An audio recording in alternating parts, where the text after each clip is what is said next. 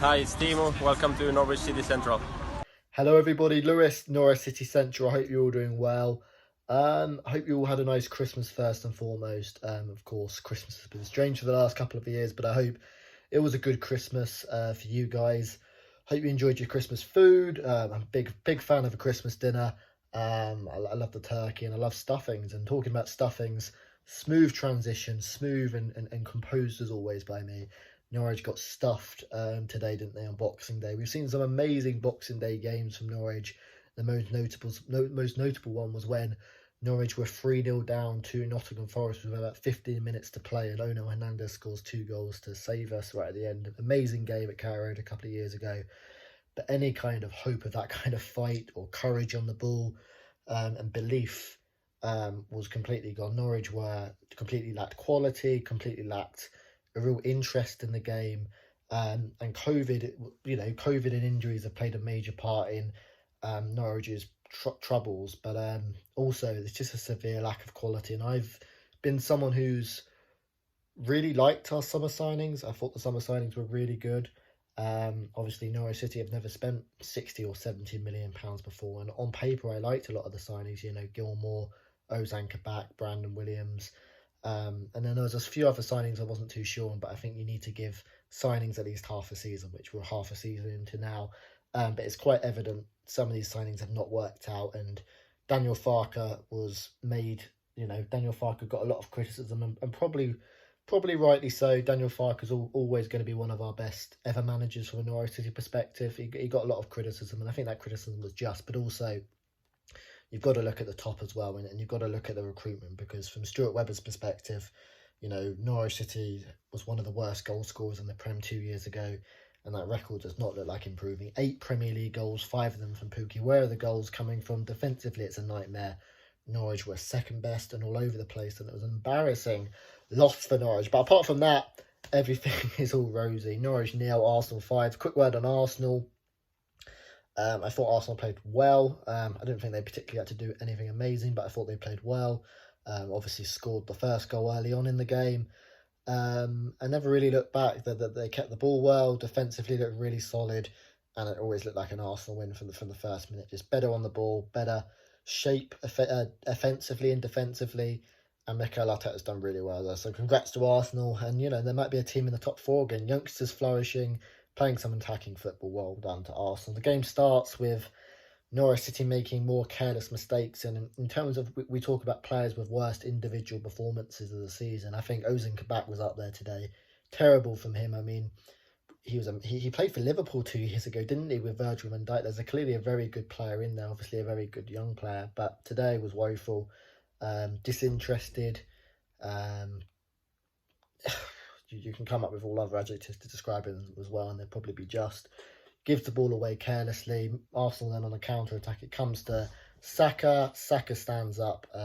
Brandon Williams shifts it onto his left foot and makes it 1-0. Brandon Williams is probably getting a little bit tighter to him. And then Norwich never really got going in the first half. Never got going full stop, did they? Battered was probably the only one who was trying to drive us up the pitch. And when you're relying on players like Porheta, Kieran Dow, that shows where a lot of your issues are. But to be honest, Norwich still had a lot of players who are regarded as first team players out there. That back 4 is pretty decent. It's probably Aarons, Williams, Gibson, Kabak on paper, that's decent. Gilmore was in there, McLean, Pukki. So yes, COVID and injuries have played a big part, but still, you shouldn't be losing a game 5-0 on there. Norwich were poor. They got the second goal. I think Porheta loses the ball. Arsenal switch over to Kieran Tierney, who runs past Max Aarons, and a nice drilled finish from him. Sargent completely loses a man. He looked like he was huffing and puffing all game, and Max Aarons, it was poor from both of them. Norwich didn't even have a shot in the game, did they? Not one I can remember. They made it 3-0 midway through the second half. Similar goal to the first, where Saka, a bit further out this time, 20 yards out, but stands up Brandon Williams, shifts it to his left. Williams too slow to get past him, and Saka just drills it past Angus Gunn. It was Angus Gunn's first game in the Premier League, and he was for Norwich, and he was I don't think he really could have done anything for any of the goals. It was just one of those nights for him. Arsenal continued to put the pressure on us, and they made it 4-0. Ozan came back with another terrible mistake, just runs straight into the back of the Arsenal player. No need for it. And Lacazette with the penalty makes it 4-0, and then 5-0 at the end of the game. Smith Rowe tapping it in at the back post. And from a Norwich City perspective, I mean, it's so disappointing, because Dean Smith comes in, and I like Dean Smith. Aston Villa fans love Dean Smith from when he was at the club for 3 years. He's a manager who's got good principles, likes to play young players, likes to play attacking football. I don't think there can be any blame for Dean Smith. Dean Smith started, he's come well, he's done and come well, and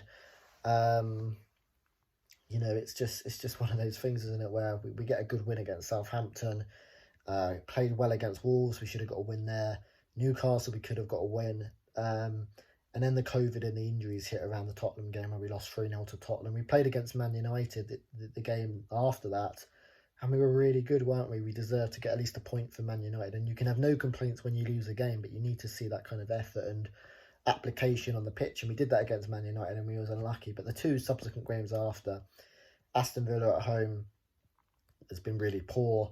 But to be fair to the Aston Villa game, I mean, we about 5 or 6 players were under 23 players, and the Aston Villa game, we had several absences and several COVID absences. At least for this Arsenal game, more of them came back. You know, I don't think there was any youth players on the bench, but it was just woeful today, wasn't it? And Dean Smith's got a lot of issues, and of course, the manager's always going to have to take some of the slick and some of the slack. But looking at the recruitment and looking at the paper, it's far from a Premier League team, is it? Far from a Premier League team, and yes, again, you can blame COVID and injuries. Obviously, Rashida, Norman are out, Tim Krul's out, but that's still, that back four on paper is decent. Gilmore and McLean is probably a first-choice partnership.